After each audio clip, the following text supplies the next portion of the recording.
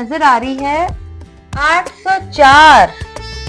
ये क्या है ये? और 804 के साथ ये एक लॉकेट है और इसके इमरान खान बने हुए हैं। जी जी बिल्कुल, और इस पे बैक खान साइड साहब पे की 804 पिक्चर है। अच्छा, ये स्पेशली खान साहब के चाहने वालों के लिए। अच्छी खासी हैवी रिंग है सिल्वर में। ये 5000 की रिंग इज वेरी रीजनेबल। ये मरजान है और इस मरजान का कुरान पाक में सूरह रहमान में जिक्र है। हमारे पास कस्टमाइज ज्वेलरी का ऑप्शन है कि आप कोई भी डिजाइन अपनी मर्जी का सिलेक्ट कर सकते हैं, उसको कस्टमाइज करवा सकते हैं। मतलब आपकी जो भी रेंज है, आप अपनी रेंज के अंदर जो है वो ज्वेलरी बनवा सकते हैं।